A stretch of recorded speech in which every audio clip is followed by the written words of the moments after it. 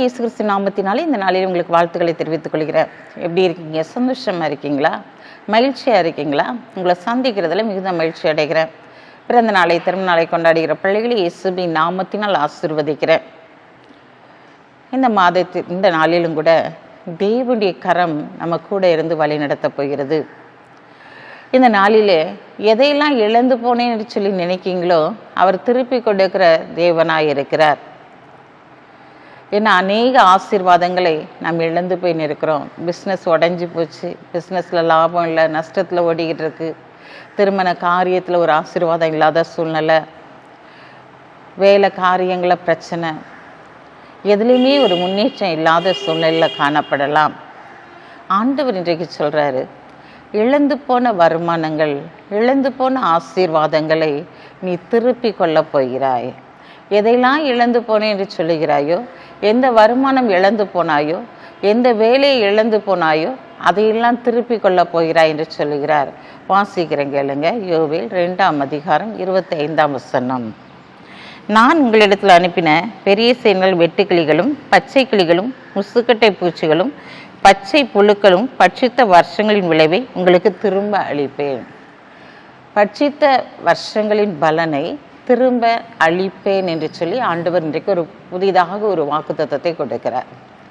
நான் இன்றைக்கு எந்தெந்த பிரச்சனை நிமித்தம், எந்தெந்த போராட்டங்கள் நிமித்தம், உன்னை குற்றப்படுத்துகிற நிமித்தம் எதையெல்லாம் இழந்து போய் நிற்கிறாயோ, மகனே மகளே, நான் இந்த நாளிலே உனக்கு திரும்ப கொடுக்கும்படியாய் கடந்து வந்திருக்கிறேன். குழந்தை பிறந்துச்சு ஆண்டவரை, இறந்து போயிடுச்சு, திரும்ப ஒன்று கொடுக்க மாட்டீரா அப்படின்னு சொல்லி கேட்குறாயா? இன்றைக்கு ஆண்டவர் திரும்ப கொடுக்கும்படியாய் கடந்து வந்திருக்கிறார். திரும்ப அழிப்பேன் என்று சொல்லி உனக்கு வாக்குத்தத்தம் பண்ணுகிறார். வேலையில் நஷ்டம் ஆயிட்டாண்டவரை, வேலையை விட்டே தூக்கிட்டாங்கப்பா அப்படின்னு சொல்லி நினைக்கிறாயா? அதே வேலையை ஆண்டவர் உனக்கு கொடுத்து திரும்பவுமாய் அந்த பலனை அனுபவிக்கத்தக்கதான காரியத்தை தேவன் செயல்படுத்த போகிறார். எந்த பிஸ்னஸ் உடஞ்சி போச்சு, விழுந்து போச்சு, நீ அந்த பிஸ்னஸை பண்ண முடியாதுன்னு நினைக்கிறாயா? அந்த பிஸ்னஸை நீ தொடங்கும்படியான ஒரு வாசல் உனக்கு திறக்கப்பட போகிறது.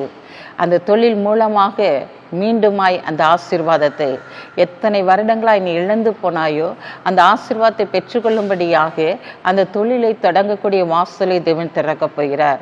ஆம் பிரியமான சகோதரனே சகோதரியே, உன்னுடைய வாழ்க்கையில் எத்தனையோ போராட்டங்கள் வழியாக, பிரச்சனைகள் வழியாக நீ கடந்து வந்திருக்கலாம்.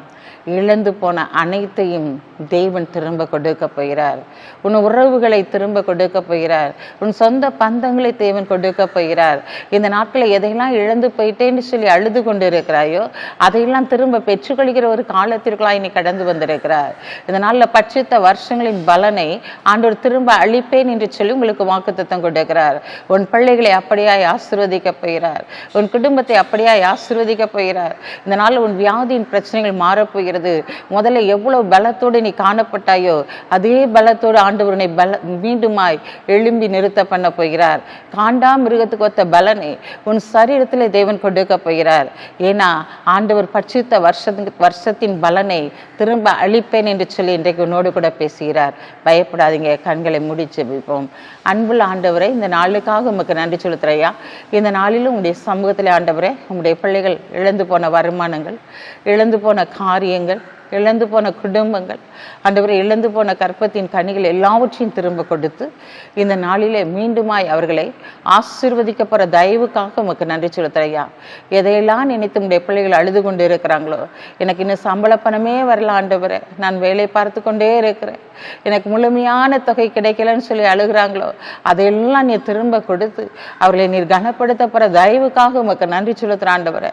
இந்த நாளில் பிறந்த நாளை திருமண நாளை கொண்டாடுகிற பிள்ளைகளை இயேசுவின் நாமத்தினால் ஆசீர்வதித்து ஜெபிக்கிறேன். ஏசப்பா, நான் உன்னோடு இருந்து செய்யும் காரியம் மிகவும் பயங்கரமாக இருக்கும் என்று சொன்ன வார்த்தையின்படி பயங்கரமான காரியத்தை செய்ய இயேசுவின் நாமத்தில் ஜெபிக்கிற நல்ல பிதாவே, ஆமென்.